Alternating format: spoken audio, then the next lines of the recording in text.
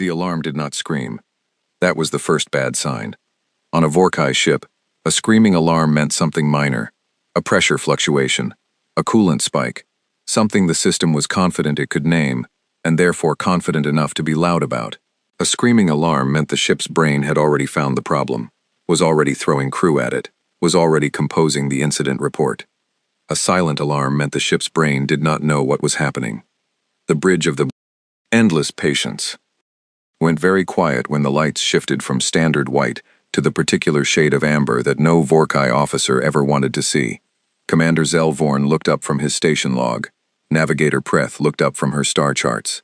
The two junior crew at the secondary consoles looked up from whatever junior crew look at when they think no one is watching. Nobody said anything. Then the second alarm came.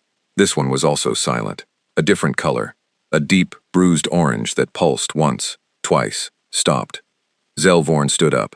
He crossed the bridge in 8 steps, which was all the bridge permitted, and pulled up the damage red on the central display. The display gave him numbers. The numbers gave him a headache behind his left sensory lobe that he knew from experience would last approximately 3 days. The quantum manifold, the core of the ship's fold drive, the piece of engineering that allowed the endless patience to be patient about distances that would otherwise take lifetimes, had cracked, not failed, not malfunctioned, cracked, like old ceramic, like something that had been holding stress for a long time and had finally, quietly, decided it was done. Secondary read, hull integrity at the rear cargo section, 62% and dropping.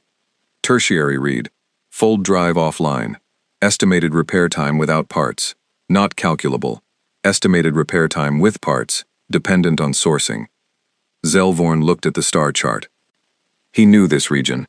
He had passed through it twice on survey runs, neither time stopping because there was nothing here worth stopping for. The nearest collective station was 40 light-years behind them, which was 6 months of sublight travel, with a cracked manifold and a leaking hull. The nearest uninhabited system with usable mineral deposits was 30 light-years ahead. Between those two options sat one inhabited system, Sol. He pulled the file. It was short, because short was all the file warranted. Class 3 civilization. Carbon-based, single inhabited world.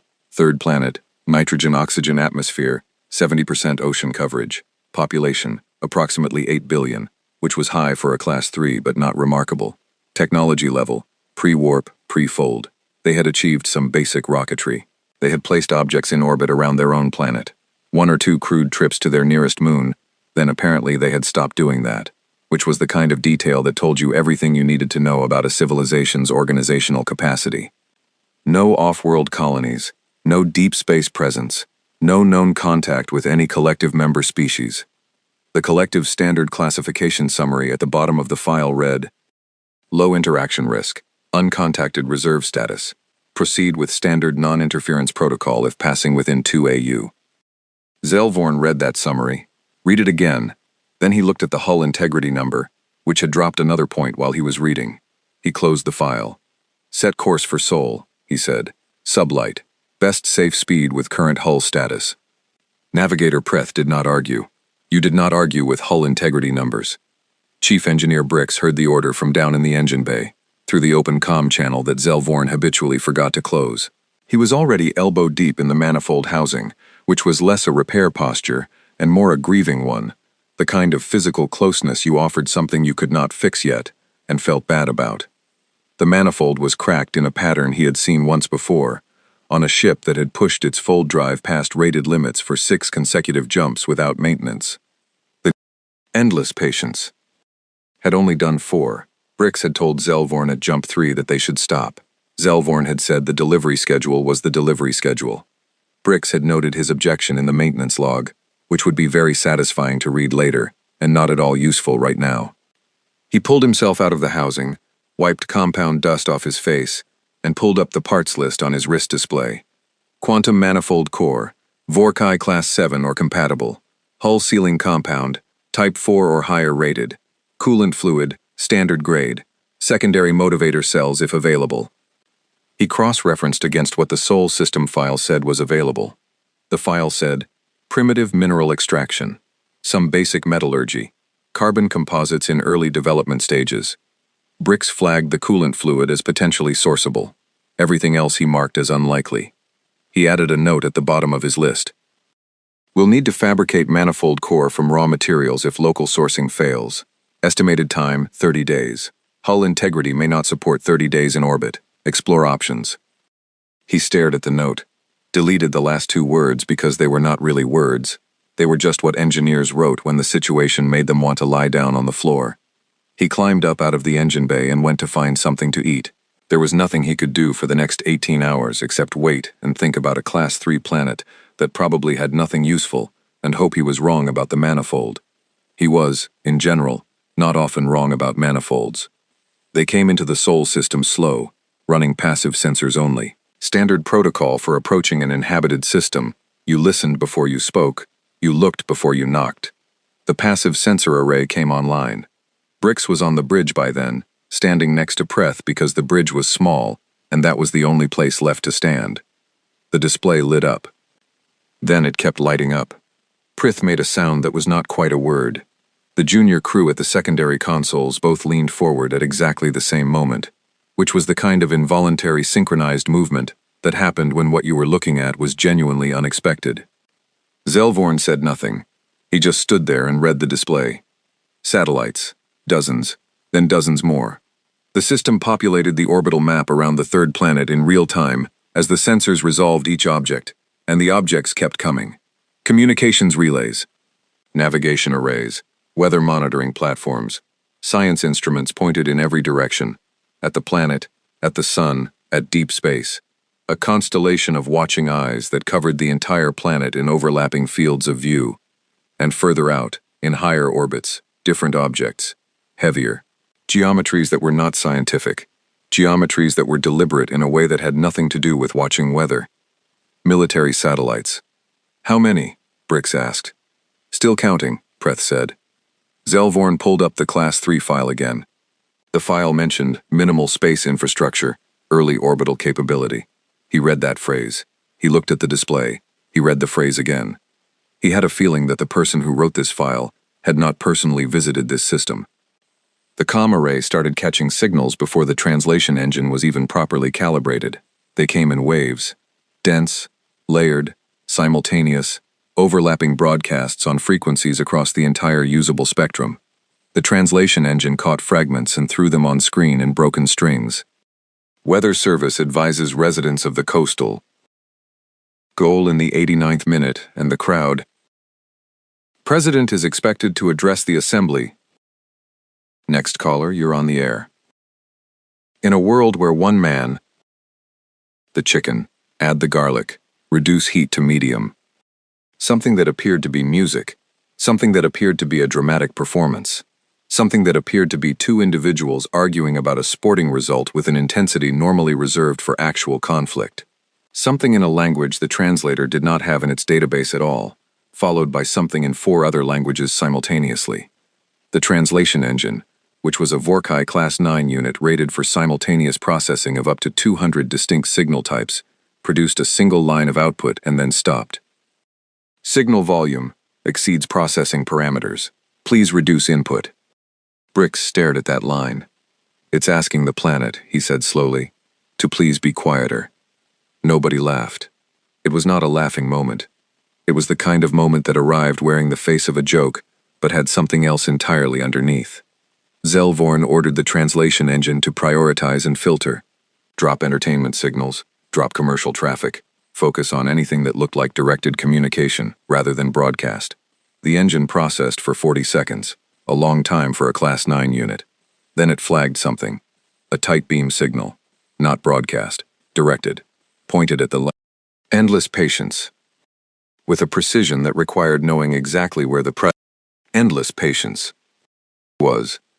The signal had been running for 11 minutes. Someone on the planet below had found them before the sensors had even finished counting satellites. Zelvorn felt the headache behind his sensory lobe sharpen into something more personal. They saw us, Preth said. Yes, Zelvorn said. The file said they had early radar capability, ground-based, short range. Yes. We came in from the asteroid belt. That is not short range. Zelvorn looked at the tight beam signal on the display. It was patient. It had been patient for 11 minutes. It was in no hurry. It was simply there, waiting, like something that had been waiting a long time and had learned how to do it well. They upgraded, Brix said. It was not an accusation. It was an engineering observation. The same tone he used when a system had developed beyond its expected parameters. The junior crew were very quiet. They spent 2 hours running full passive analysis before Zelvorn authorized active sensor sweeps, and the active sweeps did not make anyone feel better.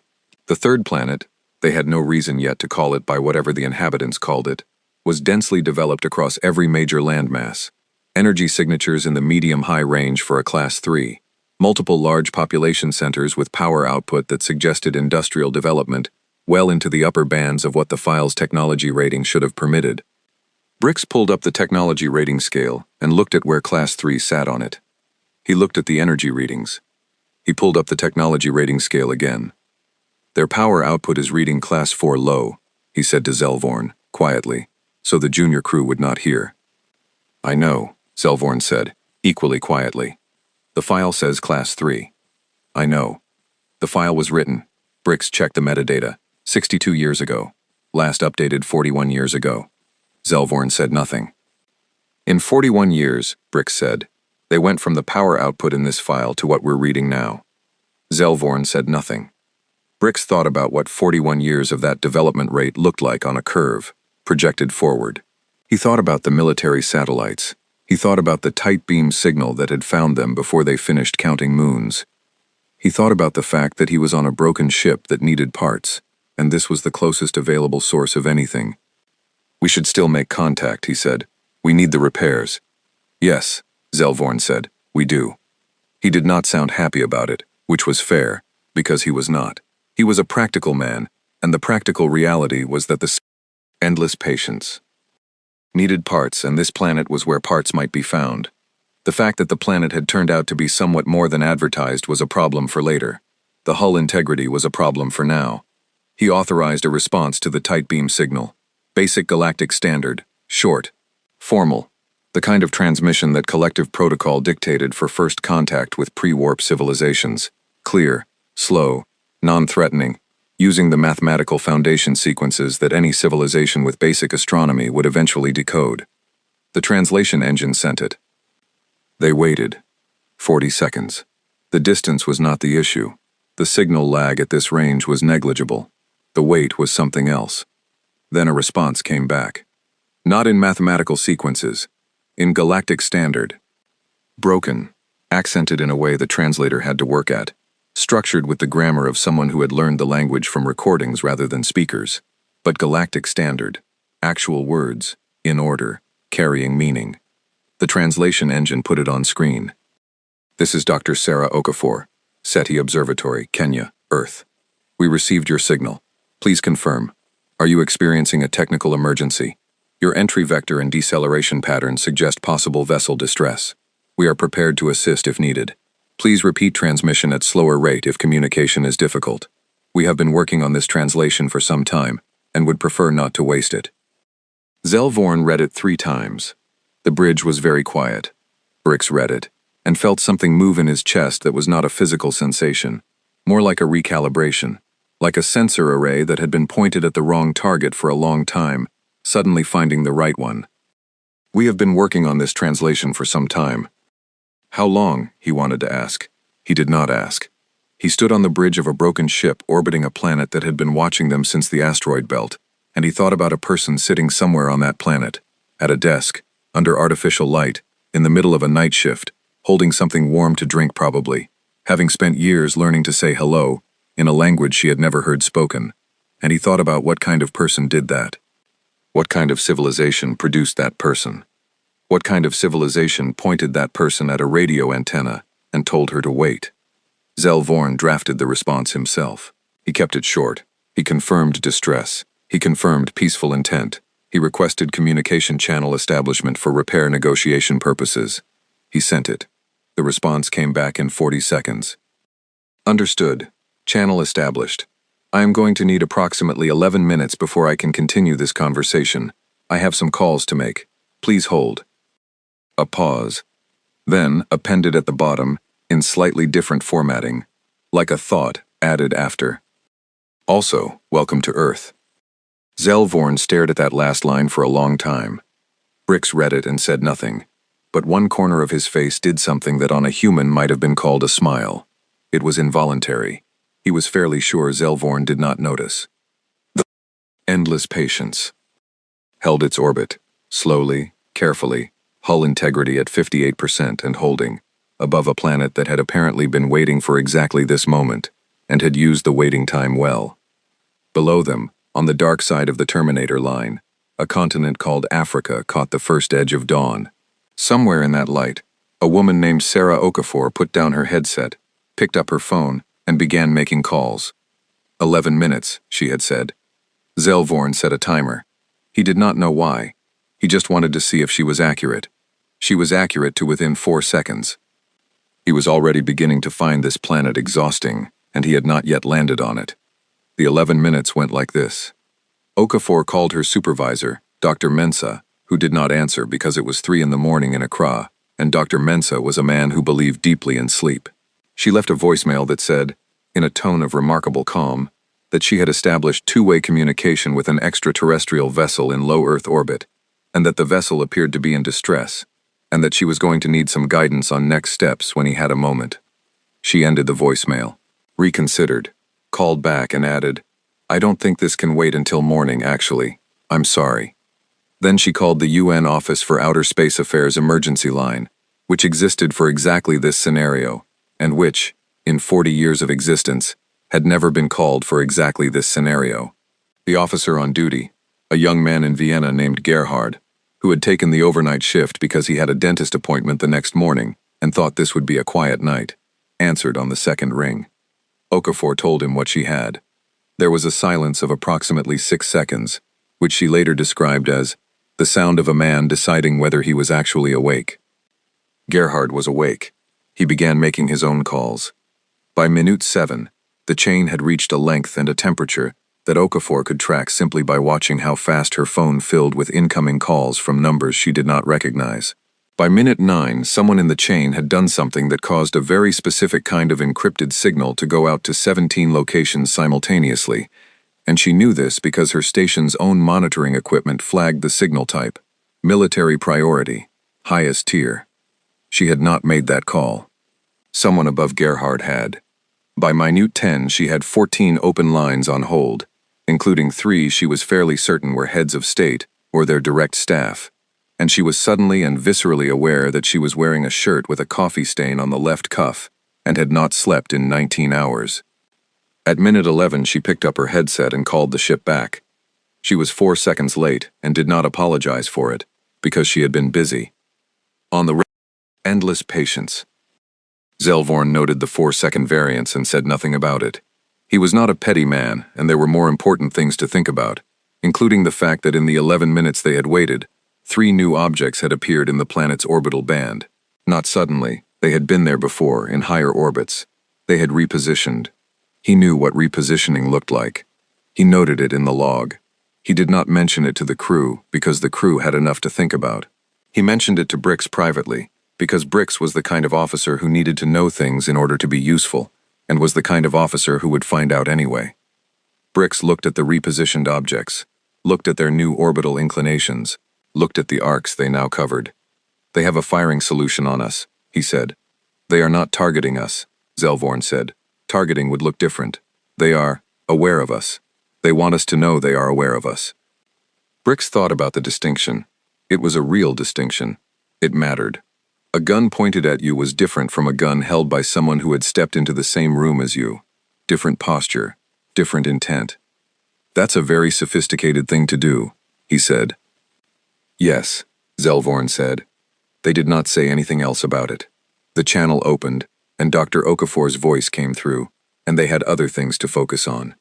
The conversation lasted 4 hours. This was longer than standard first contact protocols recommended. The collective's guidelines suggested initial contact be kept to 30 minutes maximum to avoid overwhelming a pre-warp civilization's psychological and political systems, but the collective's guidelines had been written for a different kind of pre-warp civilization. They had been written for civilizations that, upon receiving contact, required time to absorb the fact that they were not alone in the universe. Okafor did not require this time. She had spent her career being certain they were not alone. What she required was information, and she gathered it with the systematic efficiency of someone who had been rehearsing this conversation in various forms for 20 years and was now, finally, running the real version. She confirmed their vessel type, their origin system, the nature of their distress. She asked about the collective, what it was, how many member species, what its structure was, in a tone that was curious but not awed, the way a person might ask about an organization they had heard of but not yet joined. Zelvorn answered carefully. The collective's protocol for pre-warp civilizations recommended limited information sharing, enough to establish communication, not enough to cause cultural disruption. He gave her the framework, the broad shape. He did not give her the details. She asked follow-up questions that suggested she had already derived several of the details from the framework. He gave her slightly more detail. She asked follow-up questions that suggested she had derived the rest. Brix, listening from the engineering station, made a note in his personal log. Initial assessment. These people are fast. By hour 2, the conversation had moved to the repair situation. Zelvorn gave Brix the comm lead, and Brix gave Okafor the parts list. He was not optimistic. He was prepared to be polite about the planet not having what he needed, which was a professional courtesy he extended to Class 3 civilizations, the same way you might express condolences for something that was genuinely no one's fault. Okafor put him on a brief hold. When she came back, she had someone else on the line, a man whose voice had the particular flatness of someone who was very competent and very tired and saw no reason to perform otherwise. His name was Captain Adeyemi. He was, she explained, the ground liaison who would be handling the practical side of things from the human end. He was, she did not explain but which became clear, also military, which explained the flatness. Adeyemi asked Brix to read the parts list again, slowly. Brix read it. He was precise.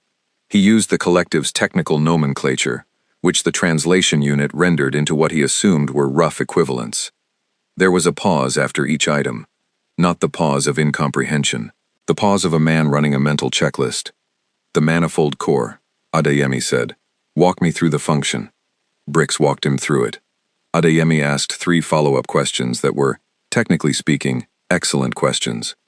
The third one made Brix stop mid-sentence and reconsider his answer. You're describing something like a plasma containment system, Adeyemi said. In very basic terms, yes, Brix said. We have those. Brix had been about to say, I very much doubt that, but he did not say it, because something in Adeyemi's voice suggested that doubt would be wasted. What grade? He asked instead. Adeyemi said he would need to make some more calls. He would have an answer within an hour. He had an answer in 38 minutes. The answer was not, we don't have anything like that. The answer was a technical specification, read aloud by someone else. A different voice, younger, faster, with the cadence of someone reading from a document they had authored themselves. And the specification was not identical to what Brix needed, but it was not primitive either. It was, in engineering terms, adjacent. The same principle approached from a different direction. The same mountain climbed from the other side. Brix listened. He did not interrupt. When the voice finished, he sat very still for a moment that was slightly too long, and then he said, Can you send me that in writing? It was not phrased as a question. The specification arrived in text format 40 seconds later. Brix read it again, looked up at the ceiling of the engineering station for no functional reason, looked back at the specification. Zelvorn, he said, on the private channel. Yes. Their plasma containment specification. It's not the same as ours. You said that. You said it was incompatible. I said it wasn't the same. Those are different statements. Brix looked at the document. The underlying mathematics is the same. The engineering implementation is different. The way they arrived at the solution is, he paused. There was a word he wanted to use, and it was not a word he used often, because it was the kind of word that, once you used it about a Class 3 civilization, meant the file was wrong, and everything that followed from the file was also wrong. It's elegant, he said. It's a different kind of elegant, but it's still elegant. Zelvorn did not respond immediately. They reinvented it, Brix said, without any contact with collective science. They looked at the same physics we looked at, and they came out somewhere else that still works. Does it help us? Zelvorn asked. He was a practical man. I don't know yet. Possibly. With modification. Brick set the document down. But that's not the point I'm making. I know what point you're making, Zelvorn said. Note it in the log. We will discuss it later. Brix noted it in the log. He flagged it high priority. He suspected Zelvorn would defer the discussion indefinitely, because Zelvorn was a practical man, and the practical path was to get the repairs done and leave, and thinking too carefully about what the specification implied about the planet they were orbiting made the practical path more complicated. Brix thought about it anyway. The UN First Contact Protocol activated at hour 3. Okafor knew it was coming. She had triggered the notification herself, in minute 7 of the 11. She had known, triggering it, that it would activate in approximately 3 hours. The protocol had an intentional delay built in, a cooling period, a space for initial contact to stabilize before the machinery of international response descended on it. The cooling period had been useful. She had learned a great deal in 3 hours. The protocol activating meant her 14 held lines all became active simultaneously, which meant the next 40 minutes were the most complicated of her professional life, and also, she reflected, quite funny in the way that things were funny when they were happening to you specifically, and would be funny to other people forever afterward. The UN Secretary-General's office wanted a full briefing. The African Union wanted a full briefing. The United States Space Command wanted a full briefing. The European Space Agency wanted a full briefing. The Russian Space Agency wanted a full briefing, and used slightly more forceful language about wanting it. China's National Space Administration said it had already been briefed, which was either true or a claim designed to position them as more informed than they were, and either way, she did not have time to determine which. Gerhard from Vienna called back to apologize for the number of calls she was receiving, and to confirm that yes, he had been the one to trigger the military priority signal, and yes, he was very sorry. He had thought it was the right call, and she told him it was absolutely the right call, and he sounded grateful enough that she felt bad she did not have more time to reassure him. She kept one line open to the ship throughout. Brix, who had taken over the technical comm channel, stayed on. She appreciated this. It was grounding somehow, the alien engineer's steady, slightly formal voice in one ear, while the entire organized apparatus of human civilization tried to crowd into the other. She briefed everyone as efficiently as possible. Distressed vessel, non-hostile, requested repairs and landing permission. No threat assessment from any monitoring source so far. This she confirmed with Adeyemi, who confirmed it in the flat tone that meant he had checked 3 times. The question of landing permission triggered a debate that was, by any measure, spectacular in its commitment to process. 14 governments in real-time conference, each with their own concerns, each with their own protocols, each with a slightly different interpretation of what the relevant international agreements actually said about this scenario, which was understandable, because the relevant international agreements had been written by people who privately did not expect to need them, and had left the language looser than they should have. Okafor muted most of the lines and talked to Adeyemi. How long do they have? She asked. She meant the ship. 48 hours of stable orbit, maybe. After that, the hull situation gets unpredictable. Brix said 48, but his voice did the thing where the number is optimistic. Okafor understood the thing where the number was optimistic. She had a number like that herself sometimes. The UN needs 72 hours to approve landing. I know. That's a problem. I know. Adeyemi was quiet for a moment. She could hear in the background the particular quality of sound that meant he was in a vehicle. She pictured him driving somewhere in the dark. She did not know where yet, but she had a feeling she would find out. I'm going to come to you, he said. I'm in Nairobi. 4 hours. You don't need to. Someone needs to be there who can make a decision without 14 conference calls. His voice was not impatient, just precise. That person is going to be me. Make sure there's coffee. He ended the call. Okafor looked at the coffee machine in the corner of the station monitoring room. It was a standard office machine, the kind that produced something technically classifiable as coffee, but which she usually supplemented with the thermos she brought from home. She looked at the thermos. She looked at the machine. She started a second pot. Adeyemi arrived at the SETI station in a Land Rover with a government plate, a sidearm he wore with the practiced invisibility of someone who had long since stopped noticing it, and a thermos of his own that smelled, when he opened it, like something Okafor recognized as the very good kind. He shook her hand, looked at the monitoring equipment, looked at the screens showing the ship's orbital track, looked at the secondary display showing the repositioned satellites and their current angles. "Good positioning," he said, which was not a compliment she had arranged. "Someone above me did that," she said. I know who." He sat down, poured from his thermos into the station's spare mug without asking, and looked at the comm display. "Is Brix still on?" "Monitoring channel, yes." Adeyemi leaned toward the comm. "Brix, this is Captain Adeyemi. I'm the ground liaison. I'm going to be your main point of contact on the practical side." Brix's voice came back after a 2-second processing lag that had nothing to do with signal delay. "Understood, Captain. We have a timing problem." "I know, 48 hours versus 72. "Yes." Adeyemi drank his coffee, set the mug down. "Here is what I can do. I cannot approve landing authorization. That goes through the UN process, and the process is the process. What I can do is get you a provisional agreement in 36 hours instead of 72, if I make some calls to the right people in the right order." "What does provisional mean?" "It means I put my name on it, and it holds until the full authorization catches up, which it will."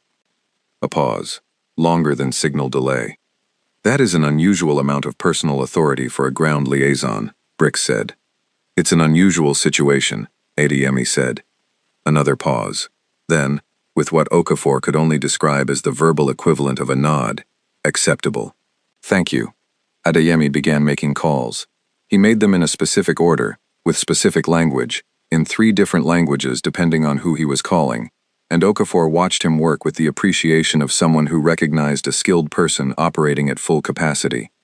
She translated. She answered technical questions. She relayed information between Brix and the various human agencies, simultaneously assembling their responses. She did not sleep. She did not particularly want to. At some point, she thought it was around hour 5, or maybe 6. The night was getting unclear around its edges. Brix said something that stopped her mid-sentence. He said, "Dr. Okafor, can I ask you a question that is not about the repairs?" "Yes," she said. "The file we have on your planet, the collective's classification record. It describes your civilization as Class 3, early orbital capability, basic tool use. The file is 41 years old." "I know," she said. "We intercepted it." Silence. Not processing lag, actual silence. "You intercepted our classification file," Brix said. "We intercepted a lot of your transmissions over the years. We've been listening for a long time."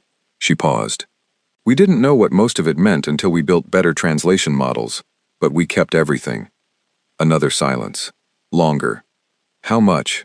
Brix said, and then stopped, and started again. "How much of the collective's communication architecture do you have records of?" Okafor smiled, though he could not see it. "That," she said, "is probably a conversation for the negotiating table." Adeyemi, across the room, looked up from his call and met her eyes. He had heard. He gave a small nod, the kind that meant "Good answer," and went back to his call. Outside, the dawn was starting for real now, the sky going from black to the particular deep blue that came just before color returned to the world. The ship tracked across the brightening sky on the monitoring display, its orbit slow and careful, hull integrity holding at 57%, which was not comfortable, but was stable. 36 hours, Adeyemi had said. He was already ahead of schedule. Brix was quiet on the line. Okafor let the quiet sit. She had a feeling he was doing the same math she was, working backward from "We've been listening for a long time," to what that implied about the conversation they were about to have, about what Earth had and what Earth knew, and what the file had gotten wrong. It had gotten a lot wrong. On the orbital track display, the 3 repositioned military satellites held their angles with patient, steady precision. Gerhard from Vienna sent an email asking if she needed anything. She wrote back, "We're fine, get some sleep." She refilled her mug. She had stopped keeping track of how many that was. The number was not useful information. She put her headset back on and waited for the next question. She was good at waiting. She had been doing it for a very long time. The shuttle landed on a beach. This was not the original plan. The original plan had involved a designated flat surface inland, pre-cleared, with a 2-kilometer exclusion zone and a formal reception area that several governments had spent 11 hours arguing about. The exclusion zone had been agreed upon. The reception area had been agreed upon, the location had been agreed upon by 12 of the 14 relevant parties, with 2 abstaining on procedural grounds rather than substantive ones, which Adeyemi had explained to Okafor meant they agreed, but wanted it on record that they had reservations. Then Brix had looked at the proposed landing site on the coordinates they sent him, and pointed out that the shuttle's landing gear was not designed for compacted soil, and that if the site was not bedrock or equivalent hardness, they risked a strut collapse on touchdown, which would be embarrassing for everyone. Adeyemi had driven the length of the Nigerian coast for 4 hours the previous night. He knew a beach. The beach was flat. The beach was sand over a limestone shelf. The beach was, he said, hard enough. Brix confirmed the geology from orbit. The beach was hard enough.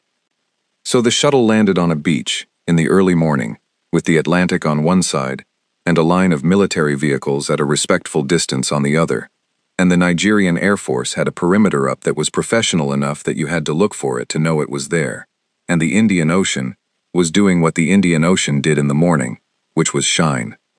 Okafor stood at the front of the reception party. She had slept for 3 hours, changed her shirt, and was holding a tablet that contained everything she thought she might need. Adeyemi stood beside her in uniform, thermos in hand, watching the shuttle's landing sequence with the expression of a man cataloging information without passing judgment on it yet. The shuttle was not what either of them had expected. They had both, privately, imagined something sleek, the cinema version of alien engineering. What came down instead was functional in the way that working tools are functional, designed around what it needed to do, rather than how it needed to look. It was roughly the size of a large military transport. Its hull had the texture of something that had been repaired before, several times. It landed with a heaviness that suggested mass rather than elegance, and its landing struts found the limestone shelf and held, which was all anyone needed from them. The ramp came down. Brix was first. He was taller than the file's species profile had suggested. The profile was 41 years old, Okafor reminded herself. It was wrong about most things, and broader across the upper body than the profile's illustrations, with a face that was not quite bilaterally symmetrical in the way that human faces were, which the human brain kept trying to correct for, and kept failing. He wore what appeared to be a working uniform, practical, worn in the right places, with a tool harness across one shoulder that held equipment she could not yet name. He came down the ramp, and he stopped at the bottom, and he looked at the beach, and then at the ocean, and then at the sky, and then at Okafor. She said in Galactic Standard, "Good morning." He said, in Galactic Standard, with the accent of someone who had been listening to her speak it for 30 hours. "Good morning, Dr. Okafor." The 4 engineers behind him came down the ramp. They fanned out slightly, not aggressively, just with the instinct of people who were used to needing room to work. They had tool cases. They had equipment. They looked at the human reception party with the careful, measuring expressions of people who had been told to expect a Class 3 civilization and were already revising that expectation. Adeyemi stepped forward and introduced himself. He did not extend his hand, because they had not established whether that gesture translated, and he was a man who did not do things without knowing what they meant. Brix looked at him, looked at the thermos. "Captain Adeyemi, you are the one who arranged the ground." "The beach was practical," Adeyemi said. "Yes," Brix said. "It was." A pause, not uncomfortable. The kind of pause that 2 practical people share when they have recognized each other as practical and do not need to say so. "Shall we look at the problem?" Adeyemi said. "Yes," Brix said. "Let's look at the problem." The engineering team had set up a field station 200 meters from the landing site, a series of portable structures that contained analysis equipment, a fabrication unit, and, because Adeyemi had arranged it, a folding table with coffee and water and food, the last of which the Vorkai engineers regarded with polite uncertainty and did not touch. The coffee they also did not touch. Yet. What they did touch, immediately and with focus, was the component manifest that the human engineering team had assembled overnight. There were 6 humans on the technical side, 3 from the Nigerian Space Research and Development Agency, 2 on secondment from the European Space Agency, and 1 from an Indian private aerospace company, whose name Okafor could not pronounce correctly no matter how many times she tried. They had worked through the night on Brix's parts list, pulling from every accessible technical inventory, translating specifications, identifying candidates. Their team lead was a woman named Dr. Funmi Adedeji, who was 34 and had completed her doctorate on advanced materials for spacecraft shielding, and had the specific kind of restless energy that came from someone who had spent a career preparing for a problem and had just been handed the exact problem. She handed Brix a physical folder. He looked at it. He looked at her. He opened it. The folder contained specification sheets, material samples in sealed bags, and 3 pages of notes written in a mixture of English and mathematical notation. The mathematical notation was clear. The English was dense and fast and assumed familiarity. Brix read through it. The 4 engineers behind him read through copies. Nobody spoke. The first item was the aerogel compound. The Vorkai used a hull sealing compound for emergency breach repair, a fast-setting material that bonded to most hull alloys and held against vacuum. Brix had a limited supply on board. What the spec sheet described was different in chemistry, but similar in structure. A silica-based aerogel, modified with polymer reinforcement, developed originally for Earth spacecraft thermal insulation, and adapted over the past decade for emergency structural applications. The density was lower than the Vorkai compound. The bonding mechanism was different. Adedeji watched him read it. "The density worried us too," she said, without waiting for him to raise it. "We ran pressure tests at vacuum equivalent. The bonding mechanism distributes load differently than a standard adhesive. You get broader surface contact at lower material weight. It actually performs better under lateral shear than your compound spec suggests." Brix looked up. "You have our compound spec. You transmitted your parts list." The spec was in the header data. He had transmitted the parts list. The spec had been in the header data. He had not thought about that because Class 3 civilizations did not typically read header data. They typically did not have the translation capacity for it. "The lateral shear performance data," he said. She pulled another sheet from the folder and handed it to him. He read it. His face did the thing that Okafor, watching from the edge of the group, was starting to learn to read. A particular stillness that meant he had encountered something he needed to recalculate around. "We'd like to test it on a sample hull section before committing to the breach," she said. "We brought test panels that match your hull alloy composition. Approximately. We estimated from the spectral analysis of your entry burn." Brix set the sheet down. "You analyzed our hull composition from our entry burn. Atmospheric entry produces a characteristic emission spectrum. Yours was unusual. We hadn't seen that alloy before. But the spectrometer data was clean." She said it the way you said things that were obvious in retrospect. "We can adjust the aerogel formulation if the bond test is weak." One of the Vorkai engineers said something to Brix in their own language. Brix responded briefly. The engineer looked at the human team with an expression Okafor could not read yet, but filed for later. "Run the bond test," Brix said. The bond test took 40 minutes. It held. It held better than the Vorkai compound on the sample panel, which Brix noted in his log without comment, because the comment would have taken more time than he had. The coolant fluid was easier. Human industrial coolant was not a match, but it was adaptable. The human engineers had already done the adaptation calculations overnight, and had 2 drums of modified compound ready. Brix tested it. It was within tolerance. The manifold core was the hard problem. It was always going to be the hard problem. There was no human equivalent, not directly. What Adedeji had brought instead was the plasma containment unit that Adeyemi had described over the phone, a magnetic confinement ring developed by the Indian Aerospace Company for use in experimental propulsion research. It was not a manifold core. It could not be a manifold core without significant modification. Brix sat with it for 2 hours. His 4 engineers sat with it too. They pulled it apart, measured it, ran compatibility checks against the endless patiences. Systems. They had a long discussion in their own language that Okafor did not follow but watched the body language of, the gestures that meant disagreement, the gestures that meant concession, the gestures that meant, "I don't like this, but I cannot find the flaw in your reasoning." Adedeji sat across from them with her own team. She did not interrupt. She watched them work, and when they looked at something, and then looked at each other, she said, quietly to her team, "Write down what they're examining, in order." Her team wrote it down, in order. At the 2-hour mark, Brix looked up and said, "If we reroute the primary induction pathway through this unit, using it as a temporary confinement bridge rather than a core replacement, we can achieve approximately 60% fold efficiency. Enough for 2 or 3 jumps. Enough to reach a collective station. 60%, one of his engineers said, in collective standard, not directing it at anyone. 60% is functional, Brix said. Adediji cleared her throat. Brix looked at her. She turned her tablet around. On it was a schematic.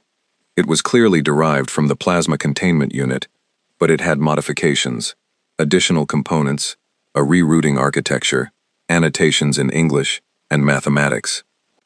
If you add a secondary magnetic coil here, she pointed, and reroute through it before the induction pathway, you get better field coherence. The confinement is more stable. Our simulations put efficiency closer to 78%. Brix looked at the schematic. He said, "Where did this come from?" "We worked on it last night," she said.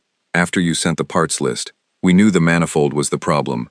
We didn't have a solution, but we thought," she paused, found the right words, "we thought it was worth trying to think about it." Brix looked at the schematic for a long time. He looked at the secondary coil placement. He looked at the rerouting architecture. He looked at the mathematics in the annotation, which was correct. "This will work," he said. "We thought it would." "You derived this without knowing our system architecture. We derived it from the parts list you sent, the header data, and some reasonable assumptions about how a fold drive manifold would need to manage magnetic field coherence based on general physics." She said it evenly. "We might have gotten lucky." "You did not get lucky," Brix said. "The physics is correct. The implementation is—" He paused. "It's not how we would have done it." "No," she said. "Probably not. It is better than how we would have done it." The beach was quiet for a moment except for the ocean, which was not quiet, but was consistent enough that it functioned as quiet. "Thank you," Brix said. He said it in Galactic Standard. Then he appeared to decide that was insufficient, and said it again in English, which he had been absorbing from the translation unit's feed for 30 hours, and the English came out accented and careful but correct. Adediji said, "You're welcome," in the same tone she would have used with any colleague. They got to work. The work took 14 hours. In those 14 hours, the aerogel compound was applied to the hull breach in sections, each one bond tested before the next was laid, and the bond held at every section, and at the last section held at a rating 20% above the Vorkai compound's standard spec. The coolant lines were drained and refilled. The modified human compound circulated. The temperature readings stabilized in 11 minutes, which was 4 minutes faster than standard refill protocol, because the human compound had a slightly better thermal conductivity coefficient. Nobody said anything about this. Brix noted it in the log.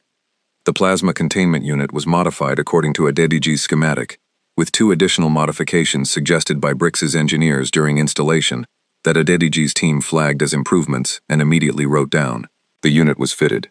The induction pathway was rerouted. The secondary coil was positioned. Brix ran diagnostics. The manifold bridge held. Field coherence was stable. Efficiency reading, 79.3%. 1.3 above Adediji's simulation.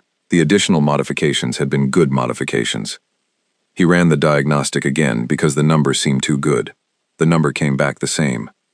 He stood in the middle of the field station, surrounded by human and Vorkai engineers, who were all looking at the same diagnostic readout on different screens, and he felt something he had not expected to feel on this planet. He felt outclassed. Not threatened. Not diminished. The sensation was more precise than that. It was the specific feeling of an expert encountering another expert in the same field, who had arrived at expertise by a completely different path, and the encounter expanding your understanding of what expertise could mean. He had come here to strip usable parts from a primitive world. He had left with a better ship than he arrived with. He turned to look for Adeyemi, who had spent the 14 hours moving between the engineering work and a series of comm calls that he conducted at a distance from the group, with a quietness that Brix had noted but not investigated. He found the captain standing at the edge of the field station, on the phone, with his back to the ocean. Adeyemi finished his call, turned around, looked at Brix. "Done?" he asked. "Done," Brix said. "Better than done." Adeyemi nodded. He did not look surprised. He looked like a man who had suspected this outcome and was confirming the suspicion. "Commander Zelvorn called down while you were working," he said. "He received a communication from your council." "About the repairs?" "About us. Adeyemi's voice had not changed. It was still flat, still precise, still the voice of a competent man who saw no reason to perform. He wants a face-to-face meeting. We're setting it up for tomorrow morning. What kind of communication did the council send? Brix asked. Adeyemi looked at him for a moment, just looked at him, with the evaluating patience of someone who was deciding how much to say. The kind, he said, that makes a face-to-face meeting necessary. He poured from his thermos. He held the mug out to Brix. It was not the first time he had offered. It was the first time Brix had held the mug long enough to actually look at what was inside it. The liquid was dark. It steamed slightly in the morning air. The smell was nothing Brix had encountered before, complex in a way that was not immediately categorizable, bitter and warm, and something underneath both of those things that he did not have a word for. What is it? He said. Coffee, Adeyemi said. Brix held the mug. He did not drink from it, but he held it.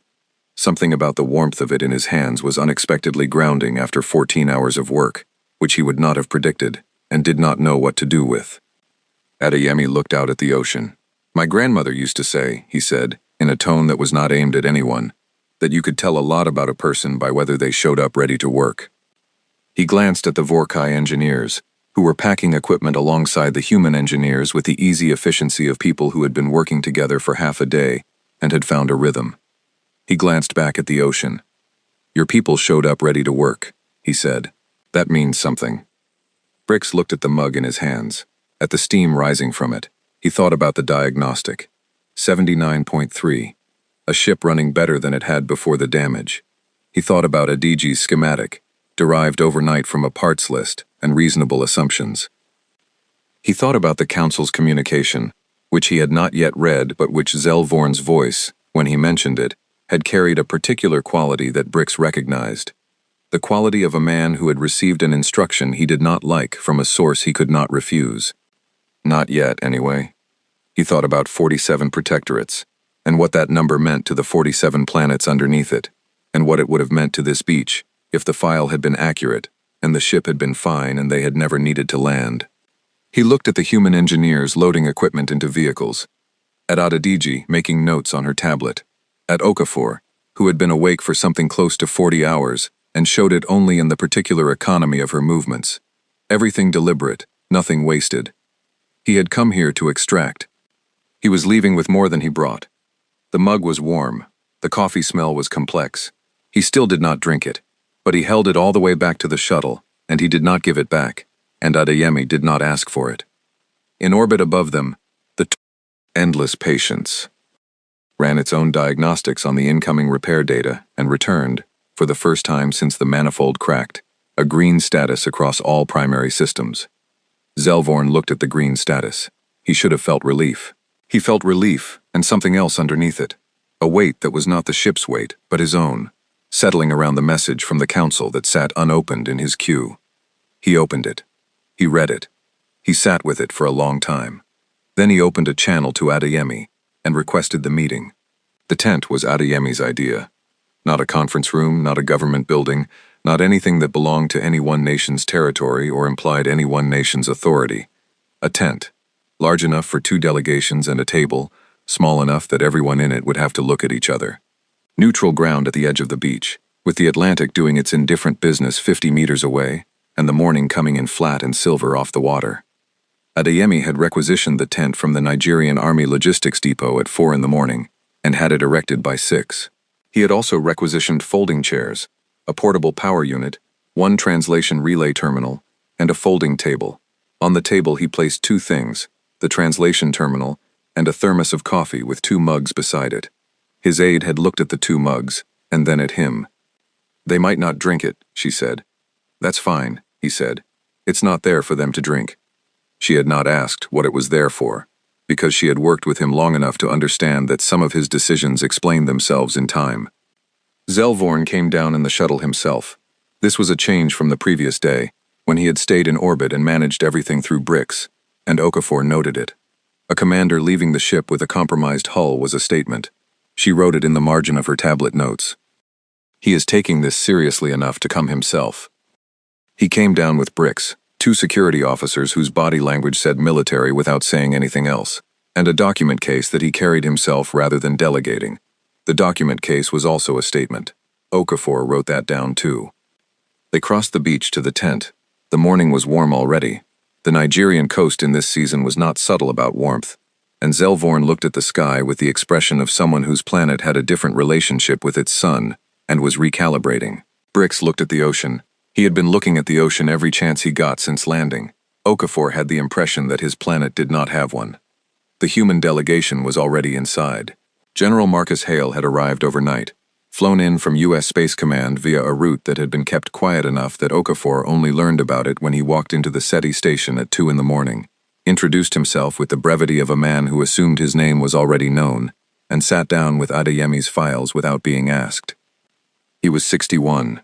He had the build of someone who had once been physically large and had redistributed that presence into stillness. He did not gesture when he talked. He did not need to. He sat at the table, and the table felt like it was his table, which was a quality that had nothing to do with ownership and everything to do with preparation. Beside him, Okafor, with her tablet. Beside her, Adeyemi, with his thermos.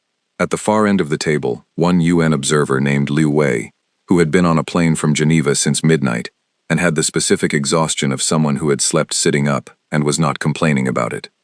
The Vorkai delegation sat across from them. Zelvorn in the center, Brix to his left. The two security officers flanked without hovering. The document case went on the table in front of Zelvorn. Adeyemi poured coffee into one mug. He set it in the center of the table. He left the second mug empty beside the thermos. Nobody said anything about the coffee. Not yet. Zelvorn opened. He had a formal manner that Okafor had not seen in 30-plus hours of communication with Brix. A register shift, a deliberate adoption of the cadence that collective protocols used for official engagements. She adjusted her translation accordingly. He presented the collective's position. He did it cleanly, without preamble, which she respected. The collective had become aware of Earth. He used the planet's name, she noted, which was a concession to their communication, rather than the file's designation, and wished to formalize the relationship. The collective offered its standard framework for newly contacted civilizations, the Protectorate Agreement. He laid the document on the table. Hale did not reach for it immediately. He let it sit for 3 seconds, which was long enough to be deliberate and short enough to be polite. Then he picked it up and read it. He read slowly, not because he was a slow reader, because he was a thorough one. Okafor watched Zelvorn watch Hale read.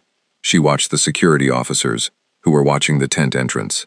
She watched Brix, who was watching the document with an expression she had learned to read over the past day and a half.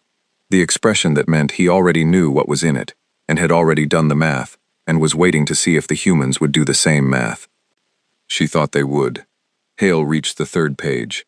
He read it at the same pace he had read everything else, which was admirable, because the 3rd page was where the military limitation clause lived. He set the document down. He aligned it with the edge of the table, which was the kind of small, precise action that some people did when they needed a moment without appearing to need one.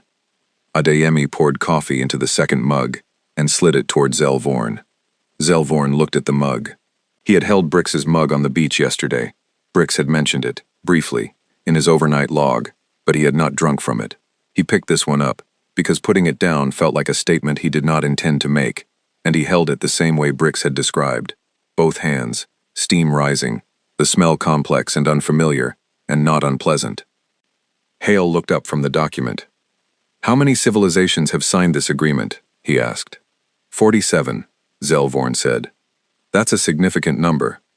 The collective has been operating for 300 years. The pace of contact increases as member worlds expand survey range." Hale nodded. He picked up the document again, found a specific page, found a specific line. "This clause," he said.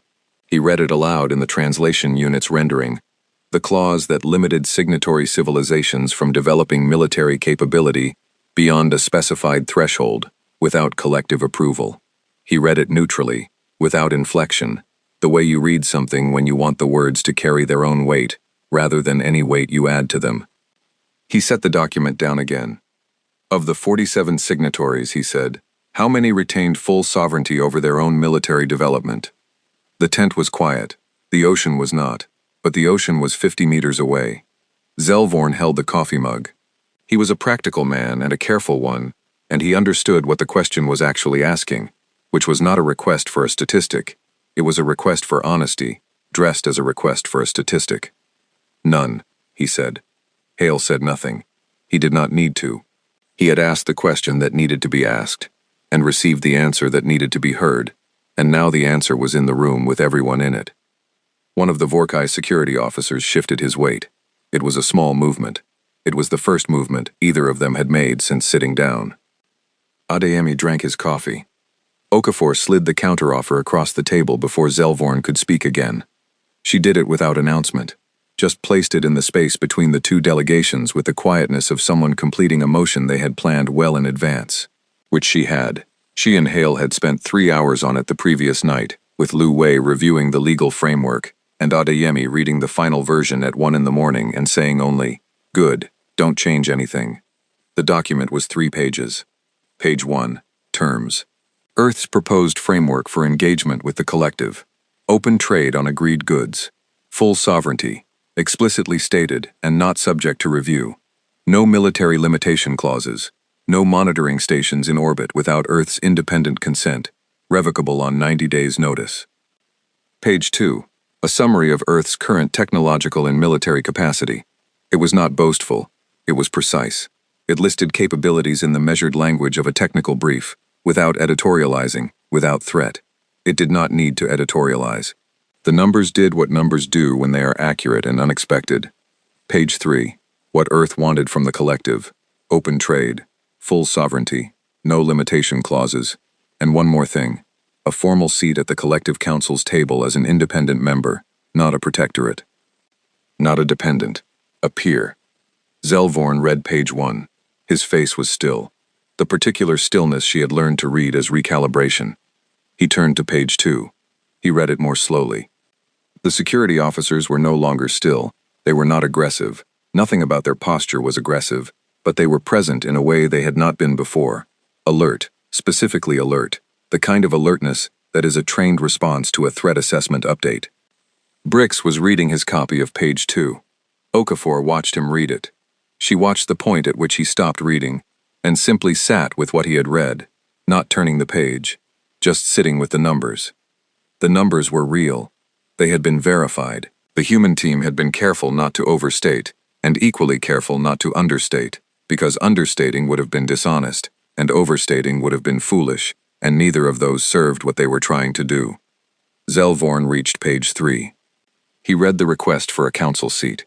He set the document down. Across the table, Hale sat with the easy stillness of a man who had said everything he intended to say, and was comfortable waiting. Okafor sat with her tablet. Adeyemi sat with his coffee. Liu Wei sat with his hands folded, which was the posture of a UN observer who was performing neutrality and not finding it difficult, because he was genuinely neutral. The 2 Vorkai security officers stood up. Not aggressively. They stood the way people stand when a situation has developed beyond the parameters they were briefed on, and they are waiting for instruction. Their hands were not near anything. They were simply standing, which was different from sitting, which was the point. Hale did not move. Adeyemi sipped his coffee and set the mug down. The tent was quiet. Outside, quietly, something had changed. Neither Vorkai security officer would have been able to say what, exactly. There had been no sound, no visible movement, but the quality of the silence outside the tent was different from what it had been an hour ago. Fuller, more populated. They had done their jobs well enough to feel it without seeing it. Shoes. Zelvorn looked at Brix. Brix looked back at him. He did not say anything. He did not need to. They had been working together for 11 years, which in Vorkai terms was long enough that an exchange of looks carried a full sentence. The look Brix gave him now said, "You already know what I think.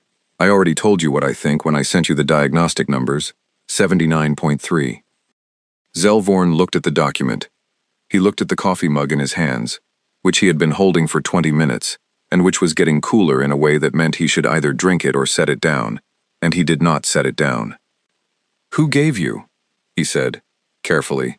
The collective's standard contact protocol. He had been waiting to ask this since Okafor had told Brix they had intercepted transmissions. He had wanted to ask it before the meeting, but he had wanted to ask it here, in this room, where the answer would land in front of everyone. Okafor looked at him without hesitation. "We built it," she said. We intercepted collective radio transmissions over a period of approximately 60 years. We couldn't translate most of them for a long time.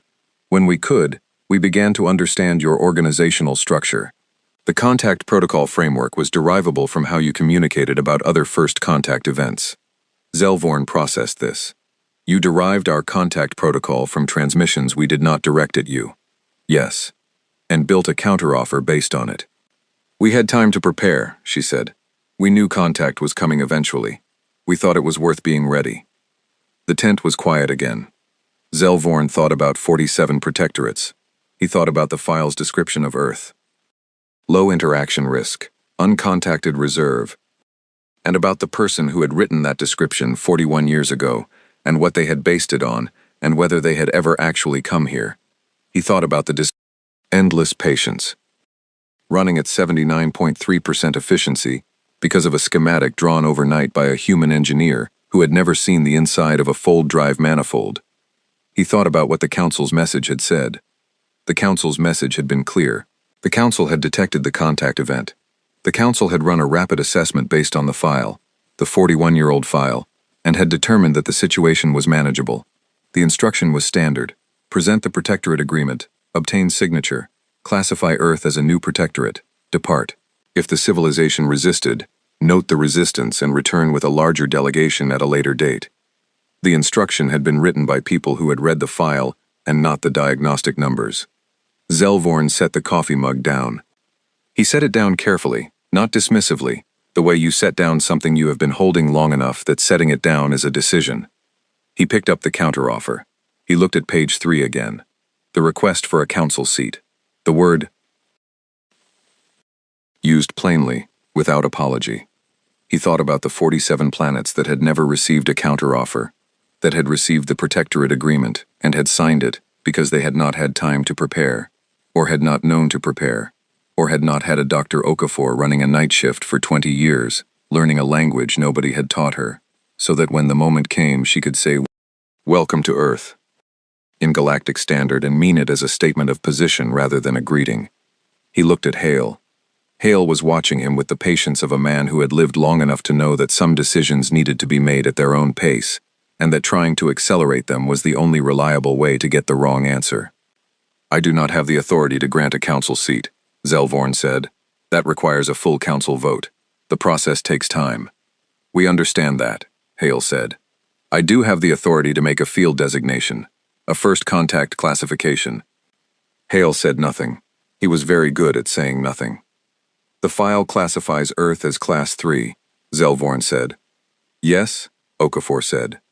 That classification is incorrect. He said it flatly, without performance. An engineering observation. The same tone Bricks used when a number came back wrong. Based on observed capability, your civilization should be reclassified. The appropriate designation. He paused. He was doing something precise with the pause, she realized. Not hesitating. Choosing. Would be Class 7. Peer civilization. The tent absorbed this. Liu Wei, at the end of the table, wrote something very small in his notebook. A Class 7 designation, Okafor said, carefully, changes what agreements are available to us.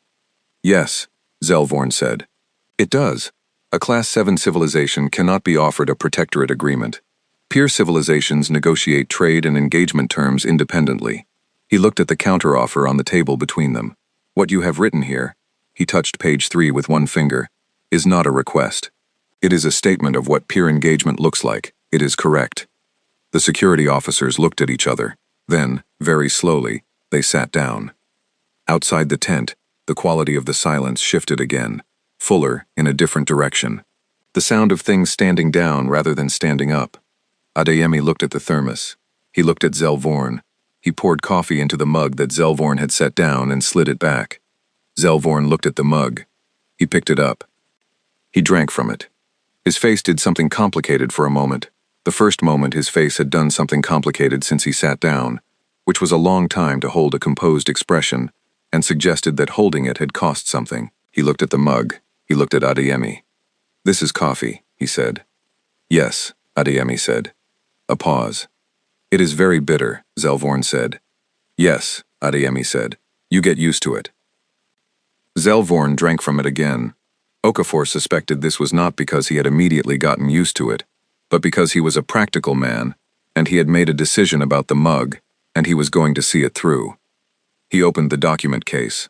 He produced a single-page form, Collective Standard, a field commander's provisional designation form, used in first contact scenarios when immediate classification was necessary and full council review would follow. He filled it in. He filled it in carefully, in the collective script, and then he slid it across the table. Okafor read it. The classification, Class 7. The designation, Peer Civilization. The recommended status, Independent Engagement Partner, pending council ratification. The last field was a co-signature line. It required a representative of the contacted civilization to acknowledge the designation. Okafor signed it before Hale had finished reading it. Hale looked at her. "You said you'd been preparing for this," she said. He took the form. He read it. He passed it to Liu Wei, who read it, made a note, and passed it back. Hale placed it in front of himself. He picked up a pen, a physical pen, the kind that left a mark on paper, the kind that mattered because paper lasted, and he signed it. He slid it back to Zelvorn. Zelvorn looked at the two signatures beside his own. He put the form back in the document case. He closed the case. He picked up the coffee mug and held it, and across the table, Adeyemi picked up his own mug, and for a moment both of them sat with warm things in their hands in a tent on a beach where something had just happened that neither of them had entirely planned. Outside, the Atlantic did its indifferent business.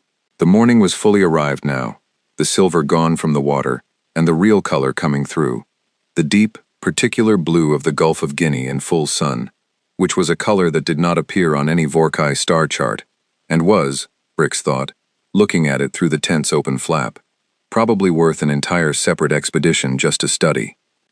He did not say this out loud. There would be time for that later. There was, for the first time in this whole complicated situation, a sense that there would be time. The council's response arrived 6 hours after Zelvorn transmitted the designation form.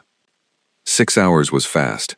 The signal lag between Earth and the nearest collective relay station was 2 hours each way, which meant the council had read the form, convened an emergency session, argued, reached a conclusion, and drafted a response in approximately 2 hours. 2 hours was not long for a bureaucratic body that typically took 2 weeks to approve a supply requisition. They were, Zelvorn noted, motivated. He read the response alone in his quarters. He read it twice. The first read was for content. The second was to make sure he had correctly understood the content, because the content was, in the careful, formal language of collective administrative communication, the closest thing to institutional screaming he had encountered in 22 years of collective service. The response contained 4 parts. The first part declared the field designation invalid on procedural grounds. The form required co-signature from a collective council representative, not a field commander acting unilaterally, and Zelvorn did not hold council representative status. Therefore, the designation carried no binding weight. The second part ordered Zelvorn to transmit a formal retraction to the human delegation, clarify that no official designation had been made, and present the standard protectorate agreement for signature, with a 48-hour acceptance window. The third part informed him that upon return to collective space, he would face a formal conduct review for breach of first contact protocol and unauthorized use of Class 7 designation criteria without evidentiary review board approval. The fourth part, the shortest, the last, the one he read 3 times, instructed him to classify Earth as a Class 5 risk pending full assessment, restrict all further communication to observation only, and prepare for immediate departure. He sat with all 4 parts for a while. Outside his quarters, the ship ran at 79.3% efficiency, repaired and improved by people the council's file had described as primitive. He thought about the form in the document case, the 2 signatures beside his, the pen Hale had used, physical, paper, the kind that mattered.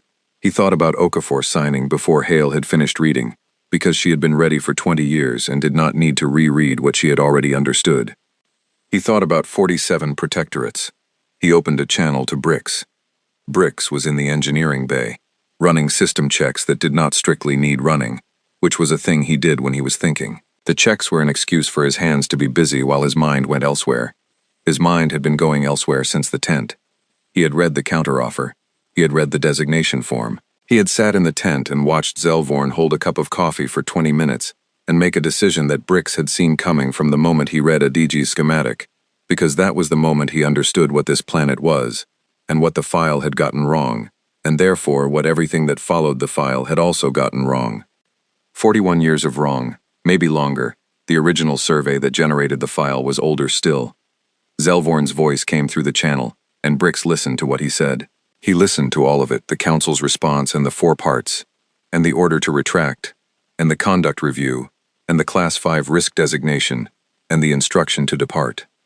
When Zelvorn finished, Brix said, "What are you going to do?" A pause. Not signal lag. "I'm going to need to check the regulations," Zelvorn said.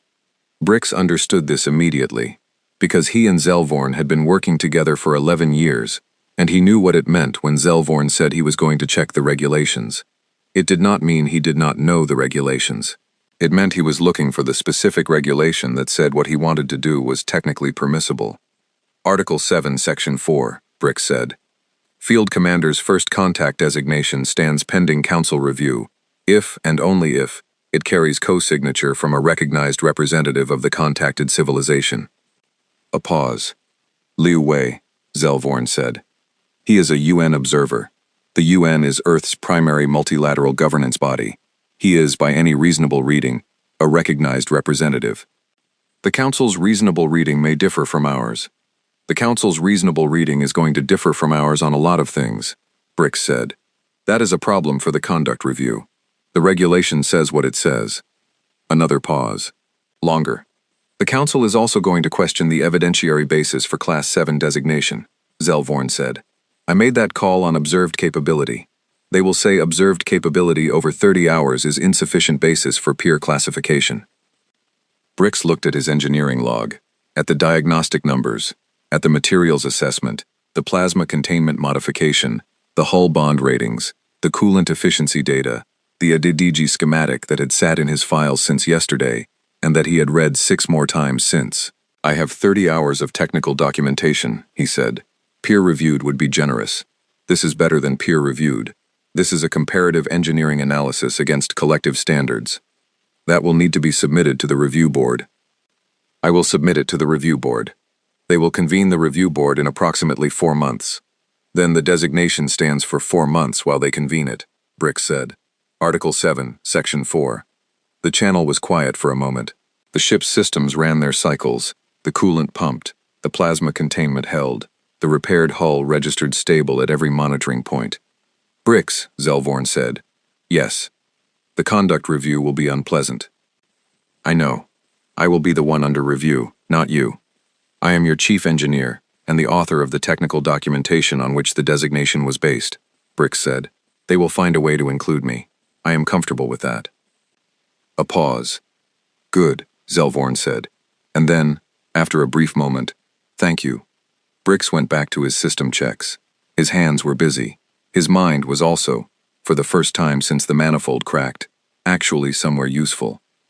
Adeyemi received the message from Okafor at 7 in the morning. He was already awake, because he had not slept, because the kind of night it had been was not compatible with sleep for men who thought the way he thought. He read the message. "Council response incoming, Zelvorn requesting call, get Hale." And called Hale, who was also already awake for the same reasons. They convened in the SETI station's main room. Okafor was already there. Liu Wei was there, which surprised Adeyemi slightly. He had assumed the UN observer would have gone to bed by now. Liu Wei had the look of a man who had slept for 2 hours and considered that sufficient, which Adeyemi respected. Zelvorn came through on the comm. He told them about the council's response. He read them all 4 parts. His voice was the voice of a man who had already made his decision, and was relaying information as a courtesy rather than a consultation. When he finished, Hale said, "What does Article 7, Section 4 say?" Zelvorn told him. Hale looked at Liu Wei. Liu Wei said, carefully, "I was present. I co-signed nothing formally, but I witnessed the signature and recorded it in my official capacity. Whether that constitutes recognized representative status under collective law is a question the Council will have to answer." "A question that takes time to answer," Okafor said. "Considerable time, I would imagine," Liu Wei said. particularly if the entity seeking clarification were to engage legal counsel and file through appropriate channels. The room was quiet. The UN has legal counsel, Adeyemi said. Extensive legal counsel, Liu Wei agreed, and a particular fondness for appropriate channels. Adeyemi looked at the comm unit. Zelvorn, your counsel wants you to issue a retraction. Yes, Zelvorn said. Are you going to? The comm was quiet for 3 seconds. No, Zelvorn said. Nobody in the room said anything. They did not need to. Sometimes the right answer arrived cleanly, and the only appropriate response was to let it stand in the space it had earned. The conduct review, Hale said. That's real. Yes, Zelvorn said. It is real.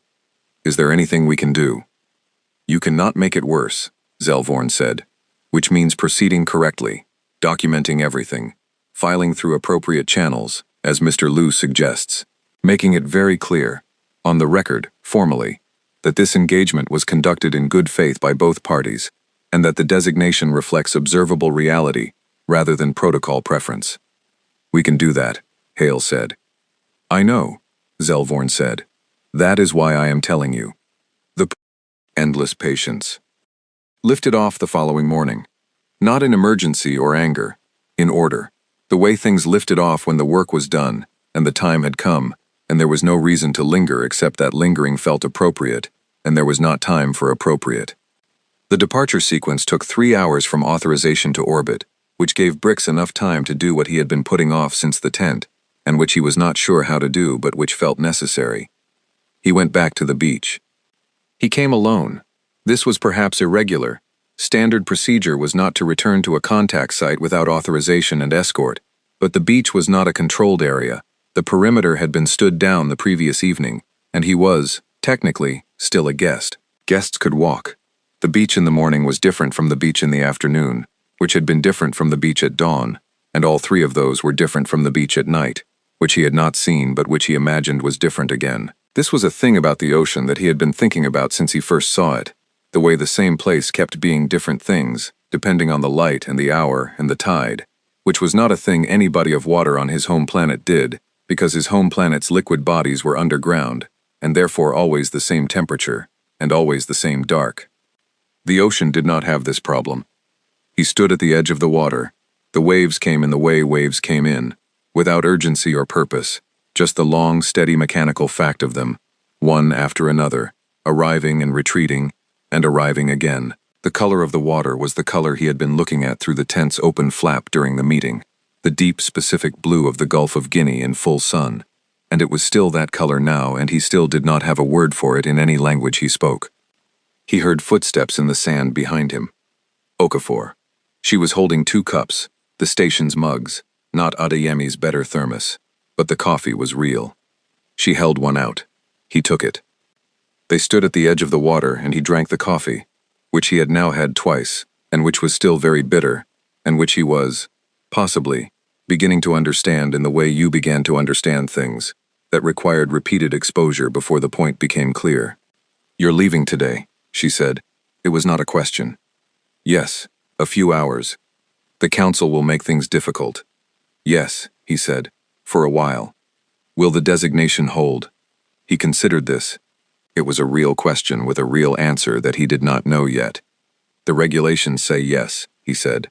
The council will argue the regulations say something else. Eventually, someone will have to decide which of us is reading the regulations correctly. How long does that take? Longer than the council would like and shorter than they will try to make it. He drank from the cup. Your UN legal team will help, if they engage early. They are engaging now, she said. Liu Wei made calls at 5 this morning. Brix looked at the water. A wave came in and went out, and another came in behind it. The regularity of it was something he found difficult to account for. Not comforting exactly, but substantial, like a fact about the universe that was not going anywhere. I want to come back, he said. Okafor was quiet. Not officially, not on collective business. I want to come back and spend time and look at things. He gestured at the water without quite being able to specify what about it he meant. He meant the color. He meant the sound. He meant the way it kept arriving. There are things here I do not have words for yet. I would like to find the words. You'd be welcome, she said. The council will not approve it. Then come anyway, she said. We'll file the appropriate paperwork on our end. It'll be very thorough. He made the sound that was becoming, he noticed, his version of a laugh. Not identical to a human laugh. Not supposed to be. They stood there a while longer. The waves did what waves did. Eventually, he handed her the empty mug. She took it. They walked back up the beach toward the field station, where his shuttle was running its pre-departure checks and the human engineering team had come out to watch it go, which was the kind of thing that was not in any protocol and did not need to be. Adediji was there. She handed him a sealed data drive as he walked past, a copy of the aerogel data, the plasma containment specs, the coolant modification calculations.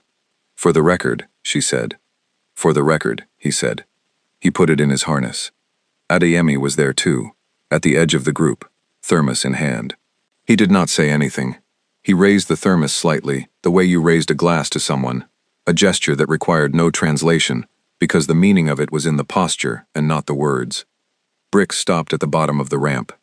He looked at all of them, the engineers, the soldiers, the scientist who had spent her career learning to say hello in a language nobody taught her, the man who had found a beach with the right geology and called it practical and meant it as a kind of warmth. He thought about what he had come here expecting. He thought about what he was leaving with. He thought about the manifold running at 79.3, and the hull holding tighter than the spec had promised, and the coolant cycling at a temperature it should not have been able to reach. He thought about the 47. He had one English phrase. He had been saving it because it was the only one, and it needed to go somewhere that mattered. He said, "Good coffee." Adeyemi smiled. It was a small smile, and it was real. "Come back," he said. "We'll make a better pot." Endless patience. Reached stable departure orbit at 1400 local time. Zellvorn sat the bridge himself for the departure, which he did not always do, but which felt correct today. He watched the planet on the display as they climbed out of its gravity, the blue widening, the white cloud cover resolving into pattern, the scale of it becoming apparent in the way that scale only became apparent from distance. Class 7. Pure civilization. He had signed a form that the council said was invalid, and which a regulation said was not, and which 4 months from now a review board would either confirm or reject. And between now and then the designation stood, and while the designation stood, Earth was not a protectorate, and not a reserve, and not a footnote in a 41-year-old file. It was a peer, with a counter-offer on the table, and legal counsel in the appropriate channels, and an observer's record in a UN notebook in Geneva. He thought it would hold. He thought this not because he was optimistic, because he was not an optimistic man, but because the regulation was clear, and because Brix's technical documentation was thorough, and because the humans were, demonstrably, the kind of people who prepared for things. He had held a cup of coffee for 20 minutes, and they had not rushed him. He thought about that. He filed his own response to the council. It was formal, precise, and considerably shorter than their message to him. It cited Article 7, Section 4. It attached Brix's technical documentation, all 30 hours of it. It noted that the co-signature question was a matter of regulatory interpretation and referred the council to their own legal division for clarification. It did not retract anything. He sent it and closed the channel. Navigator Preth looked at him from her station. She had the expression of someone who had understood everything that had happened and had filed it away and would not discuss it unless asked, which was one of the qualities that made her an excellent navigator. "Course set for the relay station," she said. "Good," he said. The planet shrank on the display. The blue diminished. The scale reversed. Enormous to vast, to a point of light that was no longer a place, and not yet a memory. Zellvorn watched it go. 3 weeks later, in a building in Geneva, Liu Wei submitted a 47-page legal brief to the Collective Council via their publicly accessible administrative filing system, a system that had existed for 200 years and had never previously received a submission from a Class 3 civilization, because Class 3 civilizations did not know it existed. Earth had known about it for 11 years. They had found it in the intercepted transmissions. They had been preparing a submission for 6. The brief argued, in exhaustive and well-sourced detail, that the Class 7 designation was valid under Article 7, Section 4, that Liu Wei's presence and official record constituted recognized representative status under the plain language of the article, and that the Council's attempt to retroactively redefine that standard constituted a violation of their own regulatory framework. It was 47 pages long. Liu Wei had chosen that number deliberately. He had not mentioned this to anyone. Some things were for your own satisfaction. 40 light-years away, the council read the brief. They read it slowly. They referred it to their legal division. Their legal division read it and asked for a week. The week passed and the legal division asked for another week, which was the first time in 200 years the legal division had needed 2 weeks for anything, which the council noted in their internal record without pleasure. The legal division's eventual assessment was 7 pages long. It cited 17 precedents. Its conclusion was careful, narrow, and definitive. The designation was valid. A council member whose name the records do not preserve put the assessment down and looked at the window and said, to no one in particular, that they needed to send a trade delegation. Nobody disagreed. 3 weeks after that, the first official collective trade delegation arrived in the Seoul system. They were not prepared for what they found. They had read the brief, and they had read Brix's technical documentation, and they had updated the file to Class 7.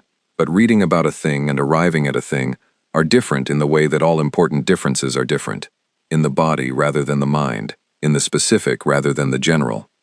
They were not prepared for the noise, for the satellites, for the way the planet lit up on every frequency at once, a civilization that had been talking to itself and to the dark for a long time, and had a great deal to say. They were not prepared for the welcome, which was not warm exactly. The humans were too precise for warm to be the right word, but which was ready, prepared. The counteroffer was already updated. The legal team was already briefed. Okafor was already at the communication station, which was where she was most days now, because there was more to listen to than ever before. Adeyemi met them on a different beach. He brought coffee. He brought enough for everyone. Somewhere in the collective's administrative record, filed under First Contact Events, Seoul System, the official report from the Incident Assessment Board read, "The Seoul System is no longer eligible for reserve or protectorate classification. Peer status confirmed per Article 7, Section 4. Recommend immediate reassessment of all Class 3 designations within 200 light-years. Classification criteria appear to contain significant systematic error. Cause under investigation. Estimated review timeline, 18 months. Note: recommend updated protocols for pre-contact civilizations that have accessed collective administrative systems. Current protocols assume no such access is possible. This assumption requires revision." Additional note: the beverage the human delegation provided to the trade delegation on arrival, a dark, bitter liquid served warm, has been requested by 4 delegation members for the return journey. Sourcing unclear. Follow-up required. The report was filed, stamped, and archived. On Earth, nobody read it for another 3 years, when a researcher in Okafor's department, going through the intercepted transmission archive, found it and printed it out and brought it down the hall. Okafor read it. She read the last note. She put it down on her desk. She laughed. Not a small laugh. The real kind, the kind that required a moment to recover from. She picked up her mug. She drank her coffee. Outside her window, the Kenyan morning was doing what Kenyan mornings did, arriving loud and warm and completely without apology, the sky coming in blue over the hills, the radio towers on the ridge catching the first light, everything exactly as it had always been, and completely different from what it used to mean. She had another call in 10 minutes. A delegation from a species 400 light-years out, newly arrived in the system, wanting to know what all the signals were. She pulled up her headset. She was ready. She had been ready for a long time.